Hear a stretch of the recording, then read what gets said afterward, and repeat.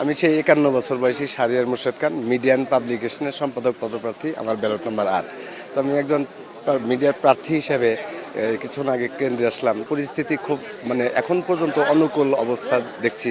খুব উৎসব মুখর পরিবেশে শিক্ষার্থী ভাই বোনেরা নির্বাচন ভোটদানে অংশগ্রহণ করেছেন এবং এখন পর্যন্ত কোনো অপ্রীতিকর ঘটনাও ঘটে নাই। তো আমি গভীরভাবে আশা করি যে আমি সেই ৫১ বছর বয়সী জীবন সংগ্রামী একজন মানুষ, এই দীর্ঘ ৩৫ বছর পর আকসু নির্বাচন হতে যাচ্ছে এবং রাজশাহী বিশ্ববিদ্যালয়ের ৭২ বছরের ইতিহাসে সবচেয়ে বয়স্ক একজন শিক্ষার্থী এবং সবচেয়ে বয়স্ক একজন প্রার্থী হিসাবে আমার প্রাণপ্রিয় সকল শিক্ষার্থী ভাই বোনেরা আমাকে একজন জীবন সংগ্রামী মানুষ হিসাবে অবশ্যই ওনারা আমাকে ভোটদান করবেন, এতটুকু প্রত্যাশা করি। ৩৫ বছর পর এটা তো একটা ফ্যাক্ট। সেকেন্ড ফ্যাক্ট হচ্ছে যে যৌবনের প্রথম ভোট, ম্যাক্সিমাম স্টুডেন্টের যৌবনের প্রথম ভোট, আর আমরা তো জীবনের প্রথম ক্যান্ডিডেট।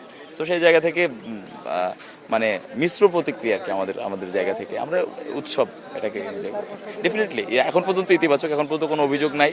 আর শিক্ষার্থীরা অভিযোগ করতেছে না, আমরা কেন্দ্রগুলোতে বারবার ঘোরার চেষ্টা করতেছি।